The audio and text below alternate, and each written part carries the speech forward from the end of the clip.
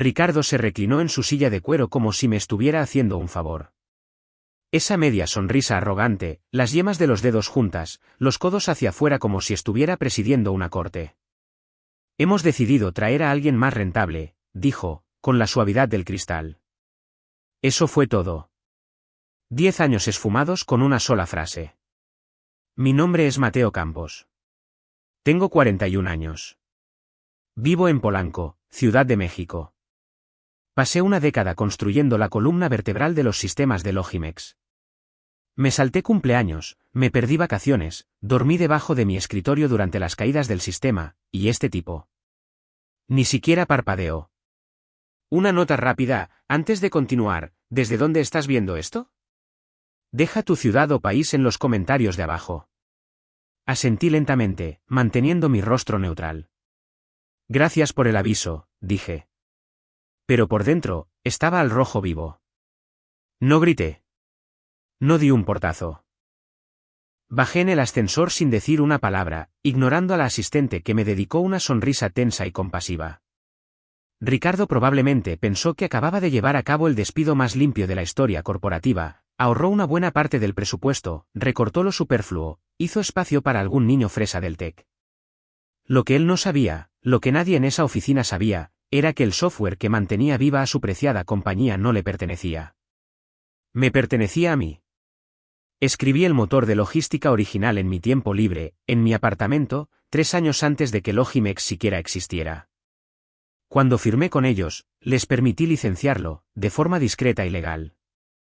Nadie preguntó nunca, así que nunca lo mencioné. Simplemente asumieron que era suyo. No lo era.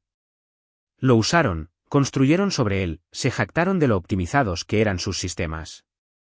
Pero el núcleo, la parte que hacía que todo funcionara, eso era mío. Así que, claro, entrenaría al nuevo. Sonreiría durante 2 semanas de falsas despedidas y miradas de reojo.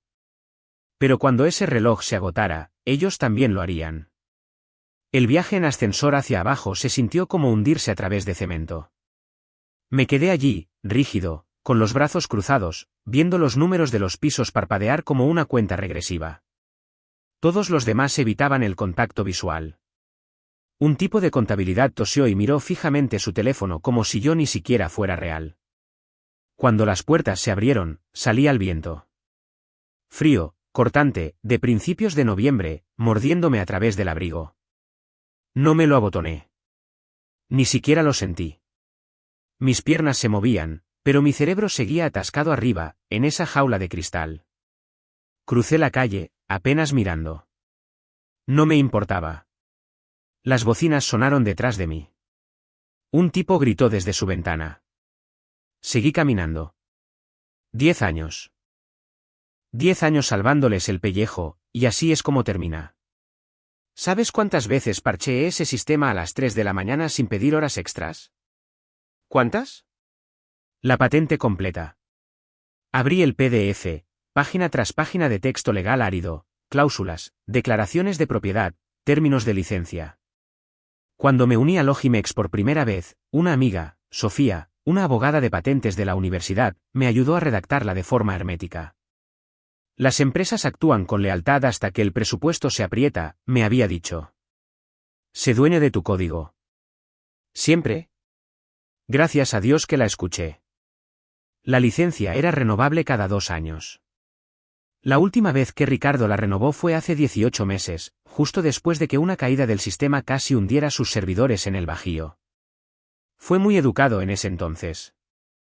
Me compró una botella de tequila y firmó la renovación el mismo día. Esta vez, nada. Ninguna mención, ninguna oferta, ninguna pista. Me desplacé hasta la cláusula de rescisión. En caso de terminación del empleo del licenciante, todos los derechos sobre la propiedad licenciada expirarán inmediatamente a menos que sean renovados explícitamente por escrito por el licenciante. Me recosté y me quedé mirando esa frase. No solo me despidieron a mí.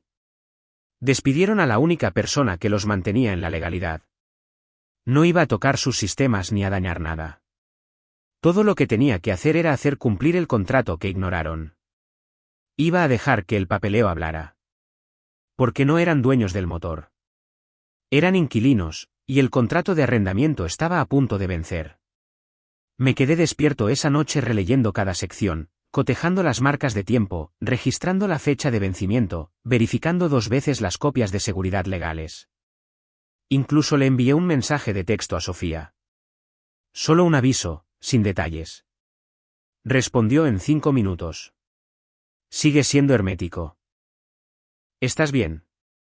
La cuestión es que pensaron que simplemente desaparecería. Pensaron que saldría con una caja de cartón, sentiría lástima por mí mismo, tal vez solicitaría un trabajo en otro lugar y olvidaría que alguna vez trabajé allí. Se olvidaron de quién era yo. No levanto la voz. No hago ruido. Pero cuando me muevo, las cosas cambian.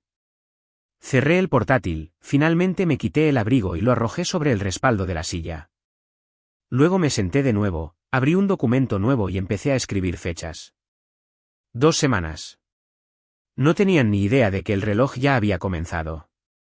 Entré en la oficina a la mañana siguiente como si fuera un martes cualquiera. La misma alfombra beige insípida, el mismo olor a café rancio junto a la sala de descanso. Pero esta vez, no estaba solo. Damián ya estaba esperando junto a mi escritorio, con una chaqueta azul marino como si tuviera una conferencia de prensa después de esto. Se puso de pie cuando me vio, entusiasta, bien afeitado, quizás de unos 30 y pocos años, un poco demasiado gel en el pelo, manos suaves, cero carácter. Hola, Mateo, ¿verdad?, dijo, extendiendo la mano. He oído mucho sobre ti. Un gran desafío que asumir. Le estreché la mano, asentí rápidamente. Sí, empecemos. Ricardo estaba de pie en su oficina de esquina con paredes de cristal, observando como un padre orgulloso en un concurso de ortografía, con las manos en las caderas, probablemente calculando cuánto de mi salario acababa de embolsarse. Abrí el panel de administración y comencé a explicarle a Damián lo básico, cuentas de usuario, estructura del backend, tiempos de la cola de entrega. Hacía clic con su bolígrafo, tomaba notas, asentía como si lo entendiera todo. No lo hacía. Todo esto está hecho a medida, ¿verdad?, preguntó. Desde cero, dije. Parpadeó. Vale, genial. Entonces, no hay documentación. Me di un golpecito en la sien. Sí, está aquí dentro. Se rió. Pensó que estaba bromeando. No lo estaba. Hay que reconocer que Damián lo intentó. Hizo las preguntas correctas, tomó capturas de pantalla, inició sesión en cada panel que le mostré. Pero esto no era un software de conectar y usar. Era algo vivo, parcheado, reconstruido, adaptado a las necesidades de 20 clientes diferentes durante 10 años. Solo los árboles lógicos podían sepultar a alguien. No estaba resentido con él. El chico no tomó esta decisión. Era solo otro peón en el juego de Ricardo de recortar costos y ascender, pero el puesto le quedaba muy grande. Al final de la primera semana, todavía no podía implementar un parche sin romper algo en el motor de cotizaciones. Lo observé entrar en pánico silenciosamente cada vez que la pantalla se retrasaba más de 3 segundos. La segunda semana se arrastró. Mantuve las cosas a un nivel superficial, sin profundizar más de lo necesario, respondí a lo que preguntaba. No ofrecí más información voluntariamente. Vi a Ricardo espiando a través de sus persianas un par de veces, sorbiendo su café como si acabara de realizar una jugada maestra. Un par de desarrolladores me saludaron con un gesto tenso en el pasillo, pero nadie dijo nada real. Recursos Humanos ni siquiera programó una entrevista de salida. Supongo que pensaron que me iría en silencio. Día 14. Empaqué mi caja, una taza, un par de cuadernos, 2 discos de respaldo que ya había borrado. Damián no dijo mucho esa mañana, solo merodeaba, tecleando en su teclado como si, tecleando lo suficientemente rápido, finalmente lo entendiera todo. Ricardo estaba al teléfono cuando pasé por su oficina, sonriendo, riendo, diciendo algo sobre operaciones más eficientes y energía fresca. Claro. No me detuve. No me despedí.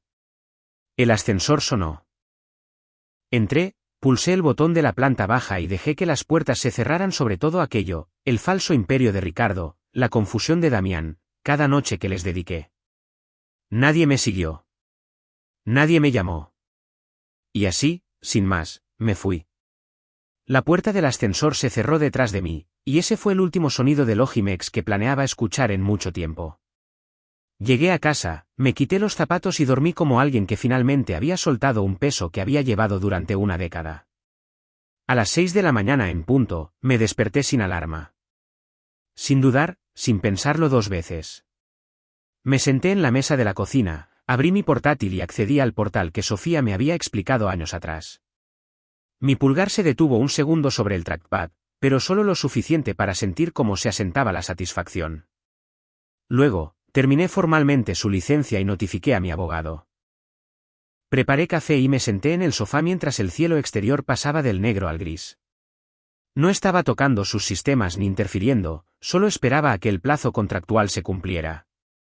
Sabía exactamente cuánto tiempo duraría su sistema con una licencia principal caducada. No mucho. A las 8:30 en punto, mi teléfono vibró. Un mensaje de texto de uno de los desarrolladores junior, Carlos. Fallo del sistema en Logimex. ¿Puedes venir? Me quedé mirando el mensaje, tomé un sorbo lento y volví a dejar el teléfono. No respondí. 5 minutos después, otro mensaje. Todo se está congelando. El backend no se autentica. Luego un tercero. Damián dijo que intentó implementar un parche, pero bloqueó el portal. Por favor, llámame. No lo hice. A las 9:15, sonó mi teléfono. Número desconocido, pero reconocí el prefijo. El teléfono fijo de la oficina. Dejé que sonara 2 veces y luego contesté. La voz al otro lado temblaba. Mateo, soy Laura de operaciones. Todo está caído. Nada funciona. Los portales dicen, licencia caducada. No podemos procesar pedidos. Ni siquiera podemos iniciar sesión. Apoyé la cabeza en el cojín del sofá. Sí, dije con calma. Es porque lo está. Silencio. Luego un pequeño y desesperado, ¿puedes ayudar? Ya no trabajo allí, dije. Tendrás que hablar con la dirección. Antes de que pudiera responder, colgué. Para las 10 de la mañana, el colapso estaba en pleno apogeo. Mi teléfono se iluminaba en oleadas, mensajes de texto, llamadas perdidas, correos electrónicos, pins de Slack. Algunos de gente que nunca me hablaba a menos que necesitaran un milagro. Algunos de números que no reconocía. Unos pocos de Damián, cada uno más frenético que el anterior. Silencié todo excepto las alertas de noticias. A las 11, el primer titular apareció en mi pantalla: los sistemas de Logimex sufren un colapso tecnológico repentino, las operaciones se paralizan. Subí el volumen del televisor. Los reporteros estaban fuera del edificio del que había salido 24 horas antes, hablando de caídas, envíos detenidos, clientes enfadados y un cierre completo de las herramientas internas. No dejaban de repetir la misma captura de pantalla, una página de inicio de sesión con un banner rojo brillante. Licencia caducada. Contacte al administrador. Alrededor del mediodía, llamó Ricardo. No contesté. Volvió a llamar, una y otra vez. 4 llamadas en 10 minutos. Dejé que todas fueran al buzón de voz. Me estiré en el sofá, con las piernas cruzadas, bebiendo un café que se había enfriado. El apartamento estaba en silencio, excepto por el presentador de noticias que explicaba cómo un fallo clave de software ha paralizado a la empresa. La quinta vez que sonó mi teléfono, contesté. Ricardo ni siquiera dijo hola. Mateo, escucha. Escucha, por favor. Te necesitamos de vuelta aquí. Algo pasó con el sistema. Ninguno de nosotros puede. Sí, dije. Lo vi. Tienes que arreglar esto, dijo. Su voz se quebró a mitad de la frase. Estamos perdiendo cientos de miles de pesos por minuto. Los clientes amenazan con irse. Lo que necesites: salario, bonificación, beneficios, lo arreglaremos.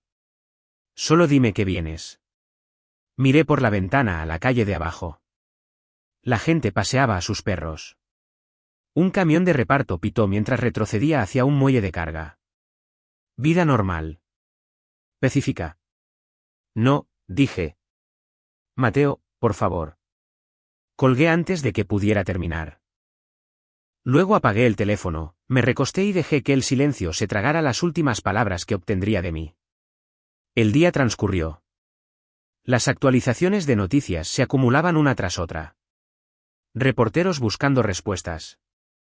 Analistas especulando sobre una negligencia catastrófica. Clientes quejándose en foros. Empleados tuiteando comentarios crípticos sobre el fracaso de la dirección. Todo creció como una bola de nieve sin que yo moviera un dedo. Al atardecer, toda la industria estaba viendo a Logimex desmoronarse en tiempo real. Y yo estaba sentado en mi sofá, tan tranquilo como siempre, dejando que todo sucediera. A la mañana siguiente, la sangre ya estaba en el agua. Las acciones de Logimex abrieron con una caída del 21%. No por una declaración oficial, ni siquiera habían emitido una, sino porque la gente habla, los empleados hablan, y nadie dentro de ese edificio podía callarse sobre lo que estaba sucediendo. Alrededor de las 9 de la mañana, recibí una captura de pantalla de un amigo en Fintech, un hilo de Slack del equipo de ventas de Logimex, entrando en pánico porque todos los portales de clientes seguían caídos. Los tickets de soporte se acumulaban, y no habían podido recuperar nada durante la noche. Por supuesto que no. No puedes arreglar lo que no te pertenece. Al mediodía, recibí una notificación del financiero, Logimex se enfrenta a una gran interrupción en medio de una disputa de licencias. Esa fue la primera vez que usaron la palabra disputa. Aún no me nombraban, pero los de dentro ya lo sabían. Y para cuando la gente de la costa del Pacífico se conectó, mi nombre circulaba como la pólvora. Los foros se encendieron. ¿Por qué despedirías a tu arquitecto? Logimex se lo merecía. La codicia corporativa ataca de nuevo. Hilos de Reddit. Publicaciones en Hacker News. Incluso un YouTube hizo un despotrique de 5 minutos titulado, «Cómo perder tu empresa de la noche a la mañana». A las 2 en punto, Ricardo finalmente se presentó ante las cámaras. Lo vi en vivo en mi portátil, bebiendo café caliente esta vez, relajado como el infierno. Estaba de pie en un podio dentro de su vestíbulo, con el traje arrugado, los ojos hinchados, las manos temblando ligeramente mientras balbuceaba una declaración preparada. Los reporteros no esperaron. Primera pregunta, directa, ¿puede confirmar los rumores de que su empresa ya no posee los derechos del software principal que ejecuta sus sistemas de logística? Parpadeó, se quedó helado y luego murmuró, sin comentarios. Ese fue el momento en que todo se rompió. Los flashes de las cámaras se encendieron como fuegos artificiales. Otro reportero gritó, «¿Es cierto que su exingeniero principal revocó la licencia?» Ricardo no respondió. Solo parecía que había envejecido 10 años en 10 segundos. Cerré el portátil a mitad de la conferencia de prensa. No necesitaba ver el resto. Mi teléfono vibró de nuevo. Sin parar ahora. Mensajes de LinkedIn, invitaciones de reclutadores, incluso mensajes directos de antiguos compañeros de trabajo. La mitad de ellos me elogiaban. La otra mitad solo quería saber qué había pasado realmente. Un mensaje destacó. Vi lo que pasó con Logimex. Tengo un equipo de 30 personas buscando liderazgo. Hablemos. Luego otro. Tenemos capital inicial. Tú tienes credibilidad. ¿Quieres construir algo? Y otro. Sea lo que sea que hagas a continuación, queremos participar. A última hora de la tarde, las acciones de Logimex se habían desplomado un 41%. Los inversores se estaban retirando en masa. Sin plan, sin solución, y ahora sin confianza. Vi un tuit de un ingeniero junior dentro de Logimex. 3 vicepresidentes acaban de renunciar. Uno de ellos se fue en medio de una llamada. Otro tuit debajo, alguien acaba de gritar en la sala de servidores. No es broma. Fue como ver un edificio derrumbarse en cámara lenta. Piso por piso, cable por cable, desde adentro hacia afuera. Intentaron de todo. Oí que incluso trajeron consultores externos, una gran firma de Monterrey. Pero no importaba. Ninguna de esas personas tenía el plano. Y sin mí, no había solución. Apostaron, recortaron sus costos, obtuvieron su operación más eficiente, y ahora. Ahora se estaban desangrando en medio de una plaza pública mientras toda la industria observaba. No publiqué nada. No hice ninguna declaración. No les iba a dar eso. Dejé que la gente adivinara. Dejé que rellenaran los espacios en blanco. Mientras tanto, abrí otro mensaje. Este de un conocido socio de un fondo de capital de riesgo. Has captado nuestra atención. Avísanos si estás listo para hablar. Sonreí, dejé el teléfono y apagué el televisor. Querían eficiencia. Yo apenas estaba empezando. A la mañana siguiente, mi buzón de voz estaba lleno. No lleno como tienes algunos mensajes nuevos. Lleno como en no puedes recibir más mensajes en este momento. Los primeros 5 eran de Ricardo. Voz desesperada, luego falsa calma, luego desesperada de nuevo.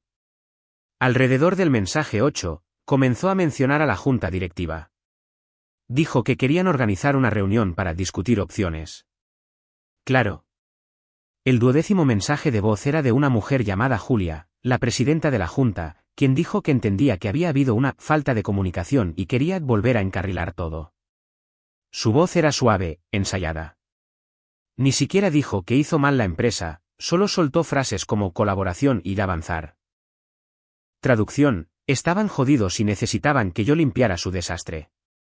Al mediodía, comenzaron a llegar las ofertas. Primero, Ricardo intentó duplicar mi antiguo salario. Luego volvió a llamar, esta vez ofreciendo triplicarlo. Con todos los beneficios, bonificaciones, acciones, dijo, como si estuviera leyendo un maldito anuncio de coches. Dejé que todo reposara. Las llamadas seguían llegando. Correos electrónicos, algunos mensajes de texto de antiguos compañeros, preguntando si realmente había incendiado la empresa. No respondí. No lo necesitaba. A última hora de la tarde, mi teléfono sonó de nuevo. Reconocí el número. Esta vez contesté. Mateo, dijo Ricardo. Su voz era tensa, pero intentaba actuar con naturalidad. Me alegro de que finalmente podamos conectar. Ajá. Creo que es hora de que nos sentemos. Sin rencores, solo un par de profesionales hablando para encontrar una solución. Has dejado tu punto de vista alto y claro. No dije nada. Se rió. Forzado, incómodo.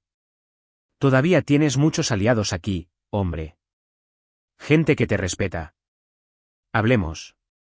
No, dije. No quieres hablar.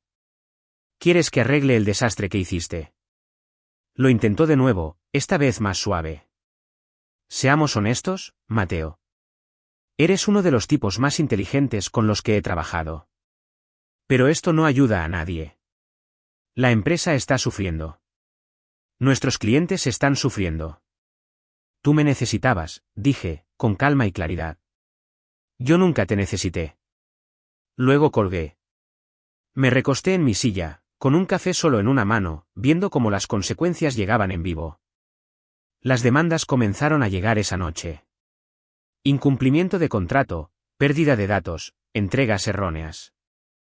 Un cliente importante en Nuevo León presentó una reclamación multimillonaria en pesos para la hora de la cena. Vi el PDF antes que ellos. Alguien lo filtró en línea y se había extendido como la pólvora. El rostro de Ricardo estaba en todos los titulares, cansado, flácido, con los ojos hundidos detrás de gafas de diseñador. La prensa había dejado de hacer preguntas y había empezado a señalar con el dedo.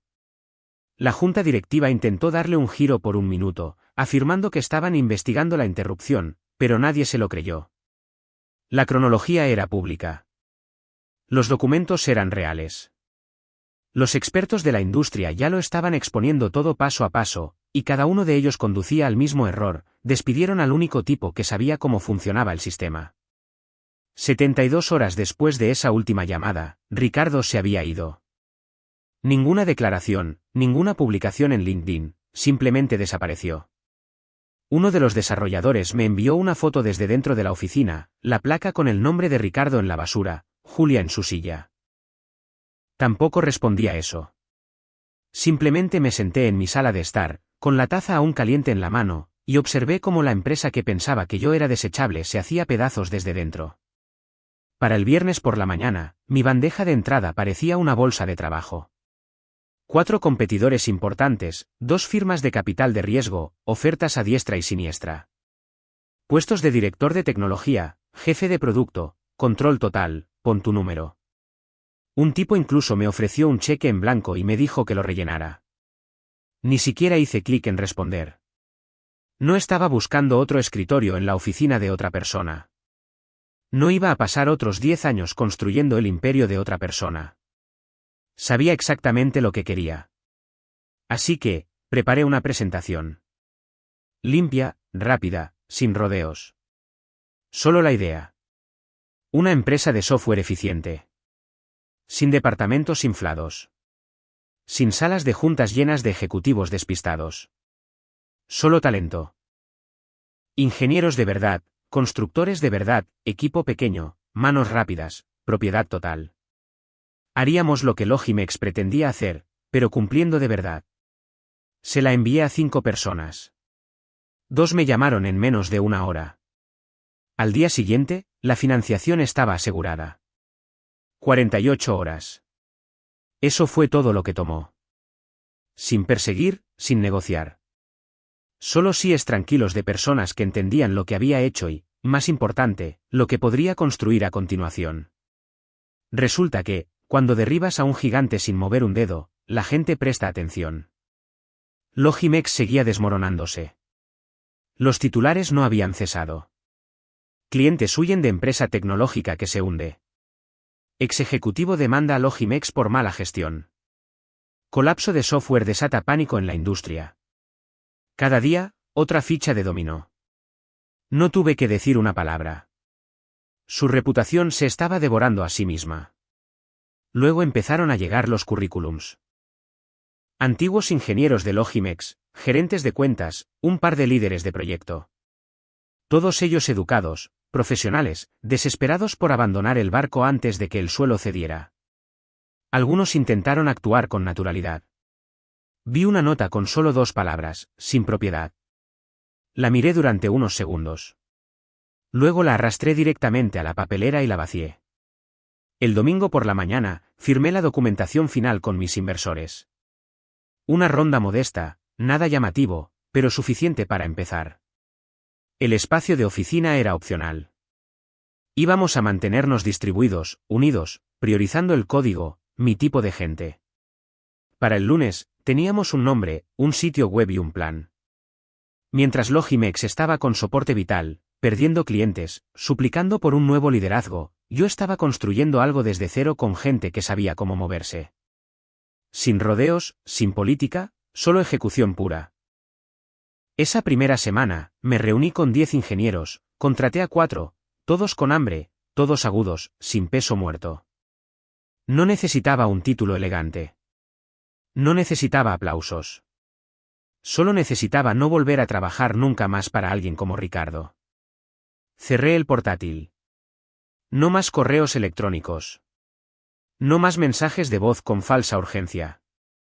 No más disculpas escritas por equipos legales y representantes de relaciones públicas. Estaba hecho. La empresa que me trató como si fuera un número más seguía ardiendo. Y yo ni siquiera había tocado la cerilla. Me levanté, me estiré, hice crujir mis nudillos y salí al balcón. La Ciudad de México zumbaba debajo de mí. Taxis tocando la bocina, sirenas distantes, el murmullo del atardecer subiendo desde la calle. El tipo de ruido que te recuerda que el mundo sigue moviéndose, sin importar quién se derrumbe.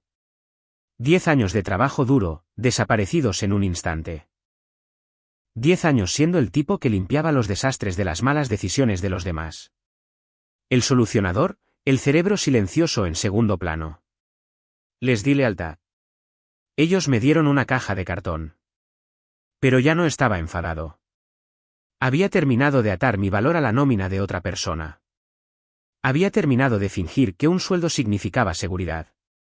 La industria sabía quién era yo ahora. No porque suplicara reconocimiento. No porque publicara algún hilo ingenioso en LinkedIn sobre lecciones aprendidas. Me conocían porque no tenían otra opción.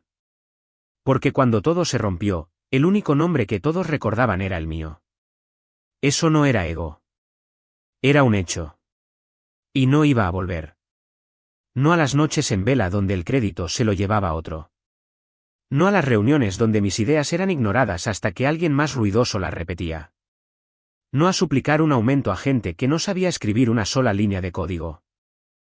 Estaba construyendo hacia adelante, con gente que realmente hacía el trabajo, con equipos que no necesitaban la aprobación de 5 capas de gerencia intermedia para lanzar una sola función. Sin rodeos, sin política, solo ejecución. Ricardo pasaría el resto de su carrera tratando de explicar que salió mal sin nunca decir mi nombre en voz alta. Que lo haga. Que lo hagan todos. Apostaron. Perdieron. Y yo me marché limpio. La mejor venganza. No fue hackear sus sistemas ni quemar sus datos.